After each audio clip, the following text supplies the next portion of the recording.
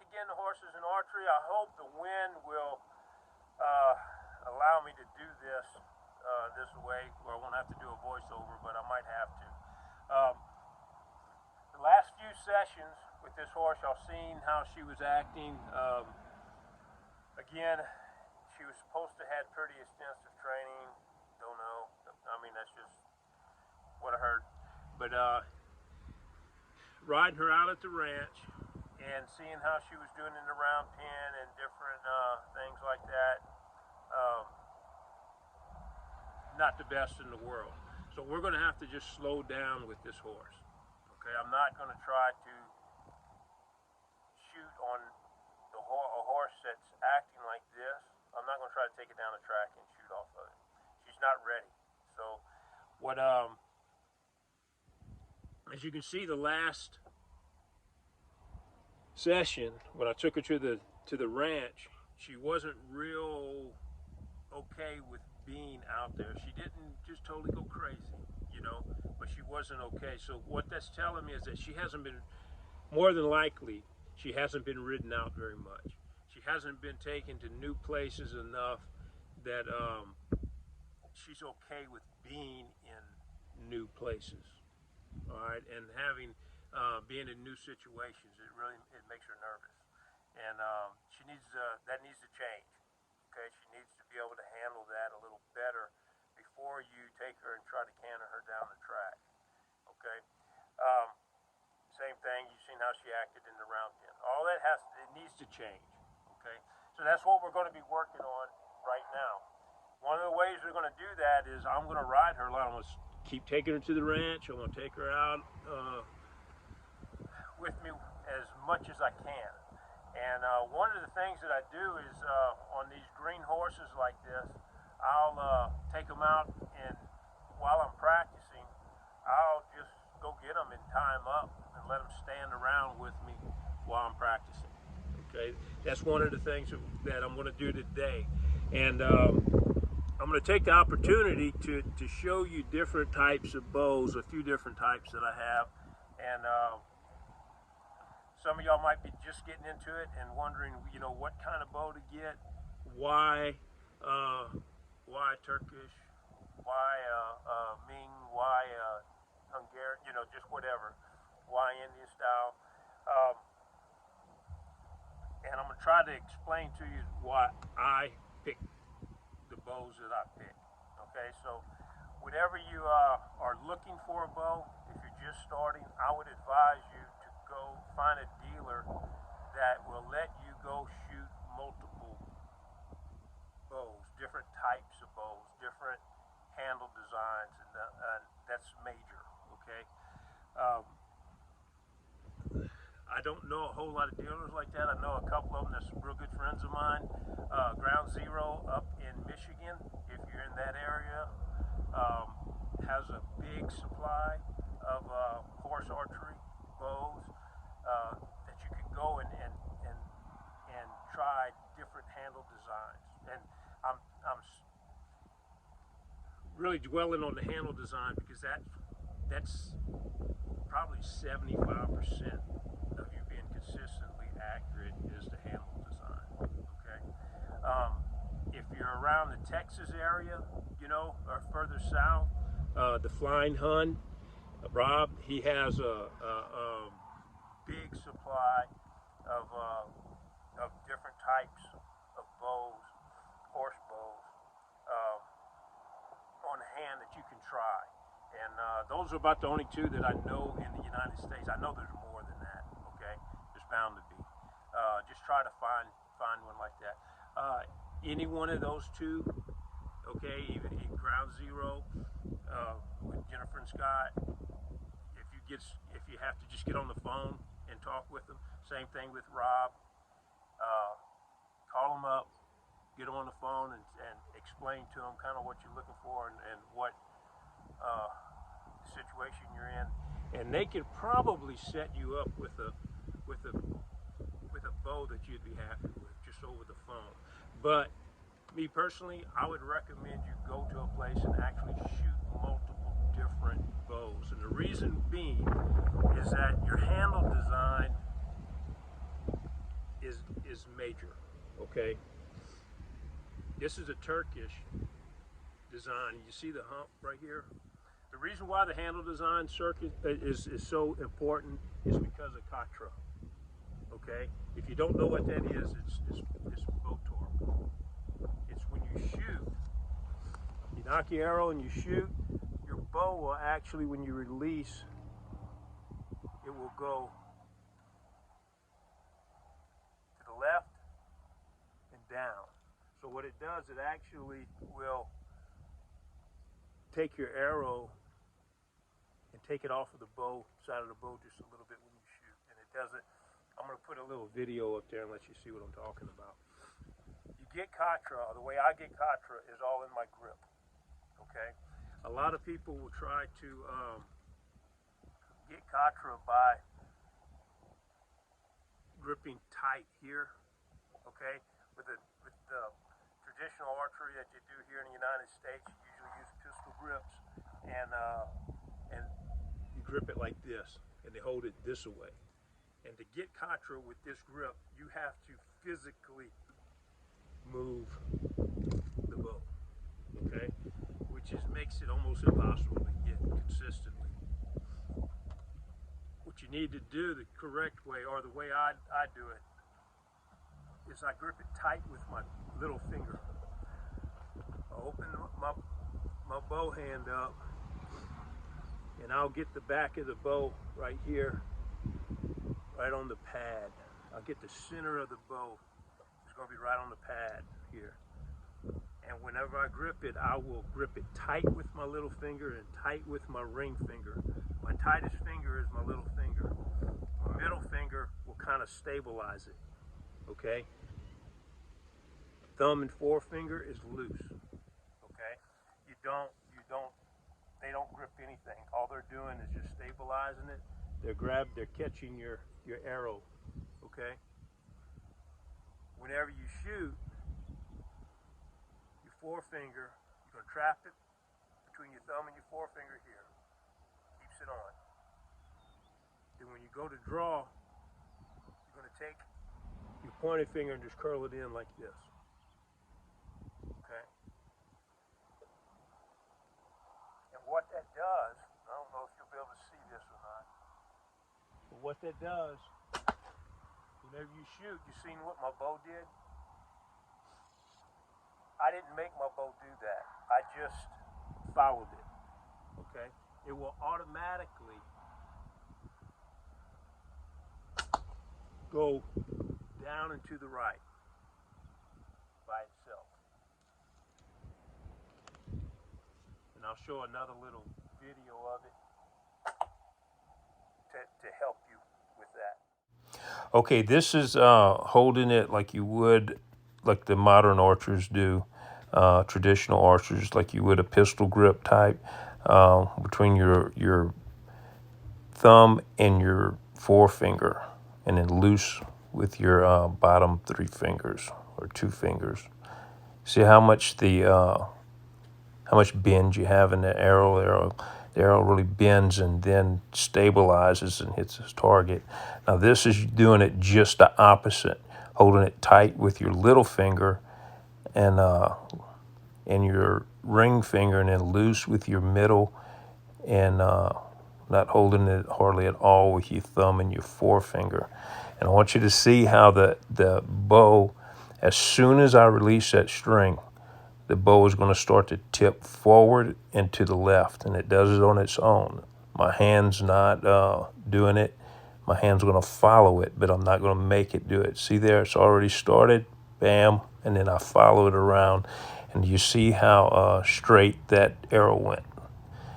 That's Katra. That's how you can get Katra consistently. It's in your grip. If you do it with your hand, it's going to be hard to do it consistent. Whenever you change handle designs, whenever you change your grip, it's going to affect your Katra, okay? Somebody with big hands, a man, will probably like the Turkish style grips, okay? They're just bigger. They're a little harder for a woman or a guy with smaller hands to grip. Another handle design is this is on the Ming. You'll see this a lot, like on your Tartar bows and stuff, I believe, will have this design. If you notice, it's flat on the back. It's just the opposite. The hump is in the back, and it's not quite as big. I like this handle design. I like this one the best. And the reason being is because I can hold multiple arrows in my hand a lot easier than I can with the Turkish. Okay? So, but the thing is that whenever I'm trying to get Katra, if I'm used to shooting this other handle design, the bigger handle design,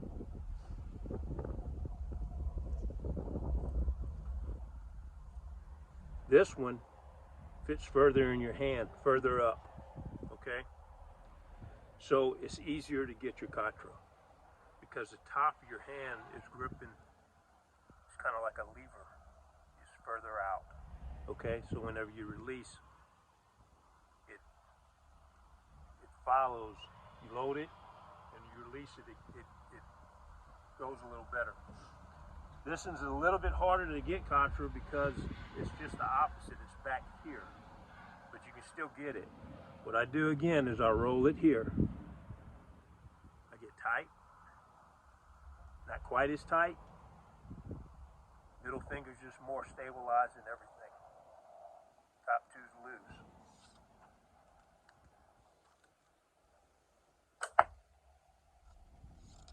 Now this one is 10 pounds lighter than that other bow. So the lighter bows are harder to get the Katra with. And you notice that arrow kicked pretty bad. That one didn't too much. Okay, it shot a lot straighter. I've been practicing with the other bow here recently. Okay. But that's the thing, is you need to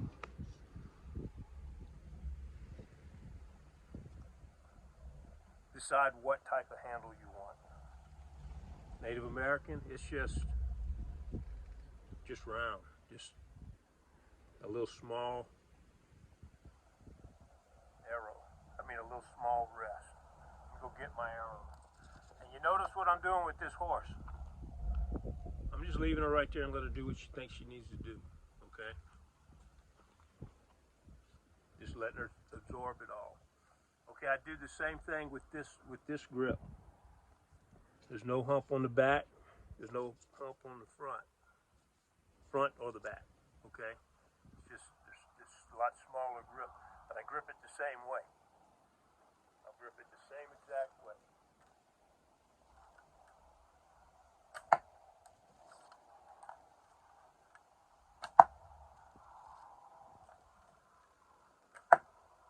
Okay.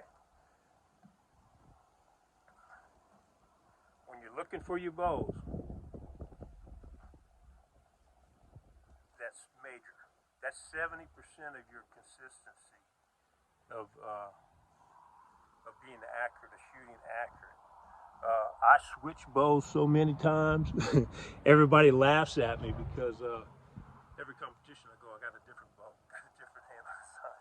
I just like doing it. I like switching back and forth. Now I think I'm going to stay with the little Indian bows, and just because I'm making them and I like doing it. And my accuracy is going to really start consistently being a lot better. But that's the reason, is because of the handle design. The other thing that you need to look at or feel when you're shooting, like this bow here, the limbs are heavier. Okay, the ends of the limbs are a little bit heavier than this bow. Okay, a lot heavier than this bow. This isn't a recurve, it's just a straight, kind of like a little longbow design. They shoot different. And so what happens is, whenever you release with your Katra, it's the force of the bow that's going forward that really kicks this bow around. Okay, it makes it, you're holding it tight below center, right here. So the top limb is going to have more force, and it's going to go this way, okay? You're rolling it in your hand right here, so when you pull back, it's going to do this with the bow, okay? You're not letting it roll in your hand, you're going to hold it, and when you turn it loose, it does this automatic, okay? The weight of the limbs, when they're released, a little heavier one will be easier to get katra with than a lighter one, most of the time, okay? Now, if you get too heavy, it starts causing massive hand shock. That's no good either, okay? But again, you need to go shoot them yourself to see what you like. I like a bow this weight. Okay, I'm talking about the limb, the way the limbs go. I like it better than limbs that's this light, but I like this handle design better than that one. I can be more consistently accurate with the handle design to the back, the hump to the back, than I can with the one to the front. It's just me, okay? You might be just the opposite of that. Today I am shooting like crap with this bow. I hadn't shot it in months and months. But this one, like I said, is more like the Ming. And it's a shorter draw, everything, shorter bow. I like shooting this one. This one is real smooth. It's not recurved, so it doesn't have a lot of hand shock. But it's stout enough that I don't get a lot of bow string torque on my bow with my when I draw it back.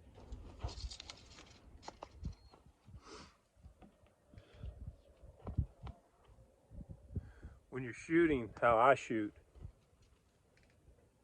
is I make sure my line from the tip of my elbow down through my hand to the tip of my arrow is straight. I want that to be just as straight as I can get it. Okay? If your line is, if your elbow's up like this, your line is like that. Odds are you're going to shoot high. If your elbow's down, you're probably going to shoot low. If you're shooting like this and it's not consistent from shot to shot, you're going to be high and low. You're going to be shooting all over the place. So what you want to do is make your line just as straight as you can make it. Okay, I don't know if you can see that or not. Okay? Whatever you do, you can learn, you can teach yourself. It's all muscle memory. So you can teach yourself to shoot like this. Okay? You can teach yourself to shoot like this. As long as you do it consistently.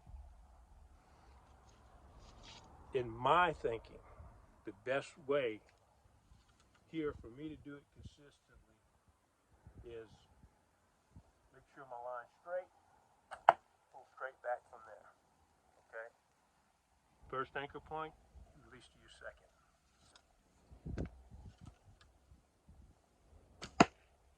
Okay? For me, that's the most accurate way. Some people will shoot this way. They'll go down the track, they hold their bow up like this, and they shoot like that. Some of the best archers in the world shoot like that. There's nothing wrong with that. With me, in speed shooting, I like to shoot, I'll go down the track with my bow up. I already got my bow up, and I'm already on target.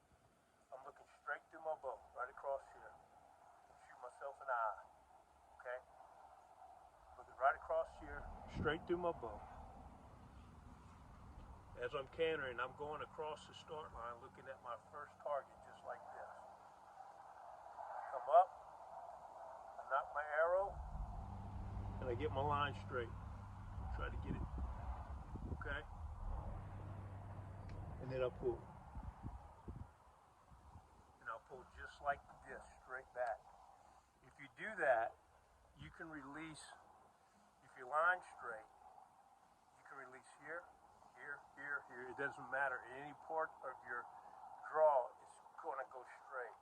If you're like this, you've got to come to full draw before you can shoot. So in your speed shooting, you can rush a shot if you're falling behind and your line's right. You can rush a shot like that and still hit. That's me. Okay. But all of this stuff is again, it's all preference, and I'm going to stress this: it's preference. Shooting styles.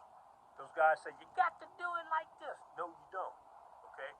The best form that you can possibly have is the one that you are shooting bullseyes with. Okay? If you're consistently hitting bullseyes, I don't care if you shoot like this. Yeah. If you can hit a bullseye like that every time, good form. Okay? So the thing is that you got to kind of experiment, find what's best for you. Okay? And we'll talk about locks and all that other stuff at another video. This one's getting kind of long. But just what's best for you. So find a dealer that has a bunch of different types of bows in stock. Okay? Go meet with him when you get ready to buy one. Now don't waste a man's time just because you want to go shoot his bows. All right? Don't do that to these guys. When you get ready to buy a bow, find a dealer, go over there and let him show you the bows. You shoot it the way you think you're going to shoot it, okay? Try all your different handle designs, different bow weights, okay? Different arrow weights, and see what works out for you, and then buy your bow and start practicing. Anyway, I hope this is all informative. Again, this is just what I do. Little girl decided she could settle down a little bit. She's wondering if I'm gonna lost my mind or not. But good deal. I hope y'all getting something out of these videos, and hope to see you again.